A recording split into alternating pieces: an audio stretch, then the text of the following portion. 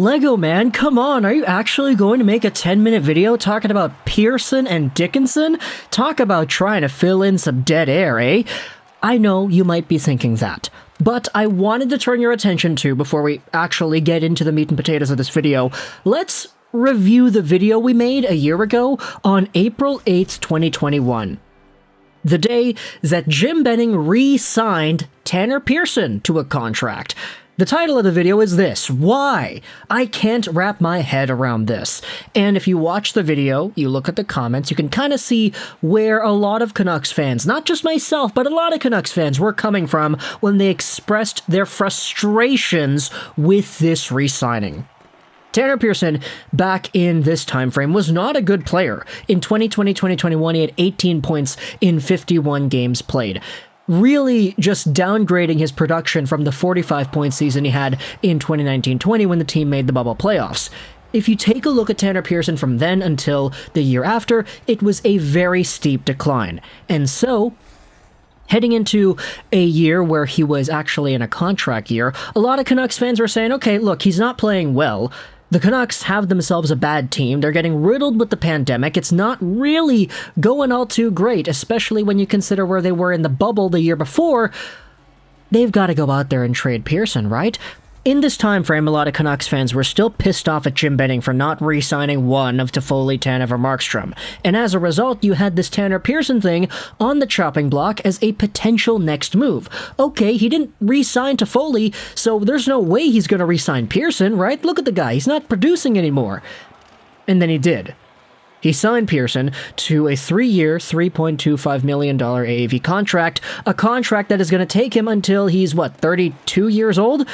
And a lot of people, myself included, were not on board with this decision. Okay, what the heck is Benning doing? Why are they committing to Pearson, but they didn't commit to Toffoli? Do they really think that this is the right guy to be signing? They're signing him before Pettersson and before Hughes. He, in this season, had 18 points in 51 games. That is not good. And so, now, we take a look at what has been said about Tanner Pearson, as well as Jason Dickinson. Seravalli said this a few days ago on June 9th. I don't know if it was on the DFO Rundown show or in one of his articles, but the Canucks will be working to try and find suitors for both Pearson and Dickinson. And you know, it kind of really makes you feel bad about what happened previously. This is a tweet from Canucks House, replying to the Taj tweet. Man, the way the prior management group panic signed Pearson in fear they'd upset the core if they didn't do something. Pearson may still get the Canucks something because he had a decent year, but I don't know about Dickinson. Might be better to have Dickinson increase his value.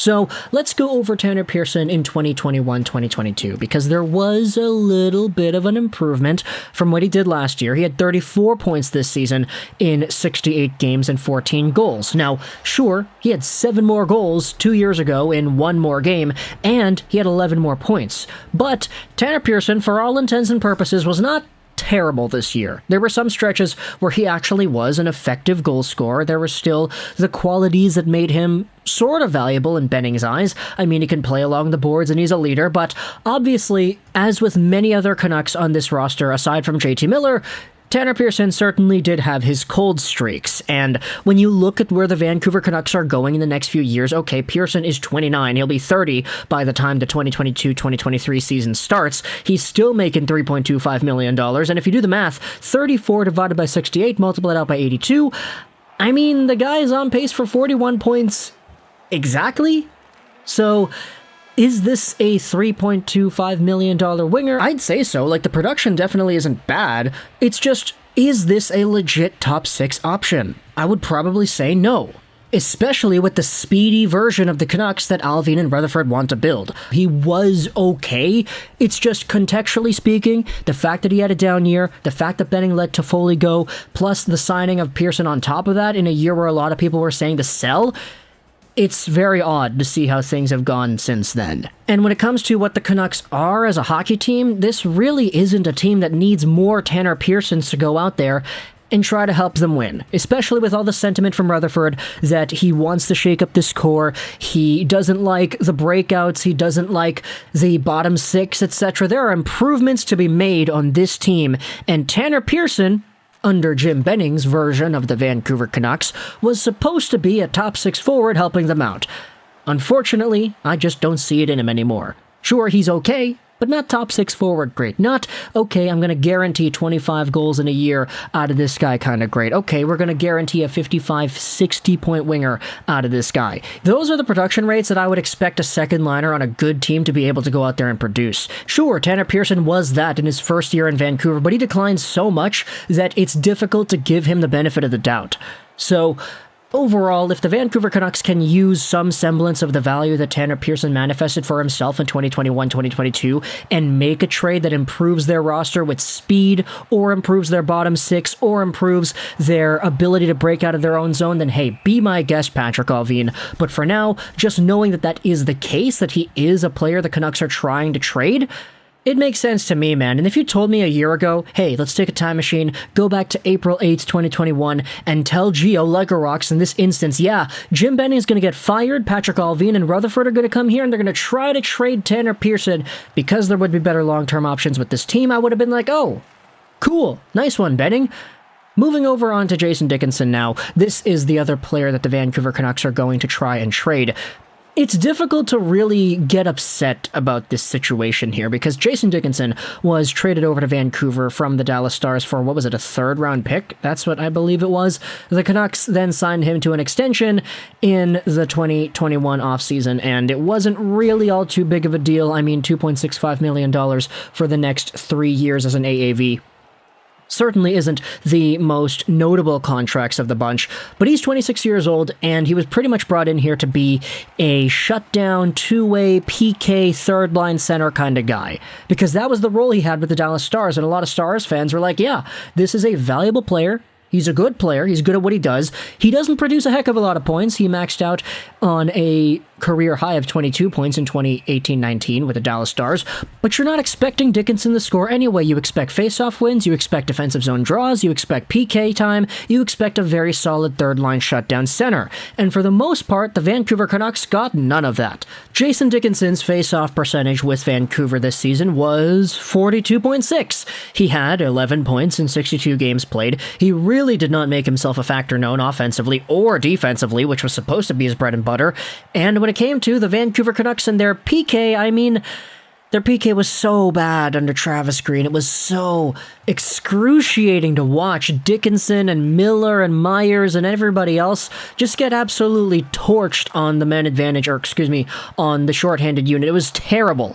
And when it came to everything that Dallas Stars fans promised Dickinson to bring to Vancouver, it was really disappointing, and it's kind of unfortunate because it's like you couldn't really have seen this coming. I know a lot of Stars fans immediately after last season, after they went to the Stanley Cup Finals and everything, they were like, yeah, Dickinson was good. He definitely was a part of our team that had value, and he was beloved by the fan base.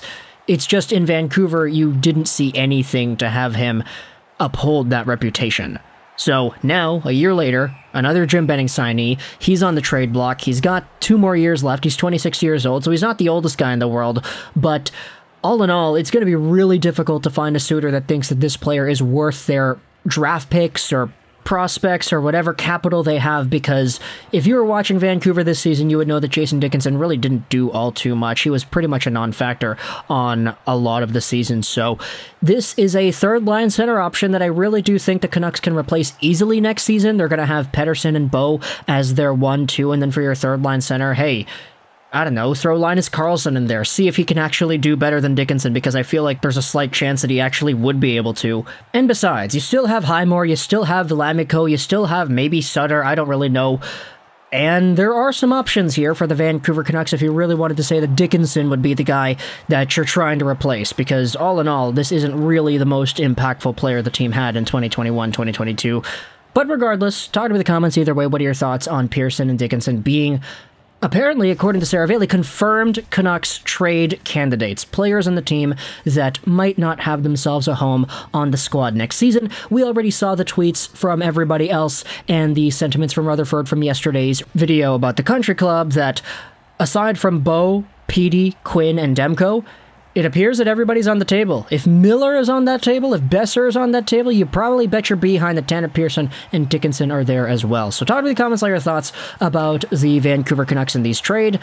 Targets, if you're a fan of any other team, then please let me know in the comments. Would you want a Tanner Pearson? I mean, the guy was scoring at a 41-point pace, but he's making $3.25 million. Who really knows if that's worth your money? And, yeah, he's 29 years old, so, yeah, there's my elevator pitch for this guy. And for Dickinson, I mean, just take him off our hands. Even if it's future considerations, I would totally be on board with that type of idea, to be honest. No disrespect, of course, to Pearson and Dickinson. It's just the way they played in 2021, 2022.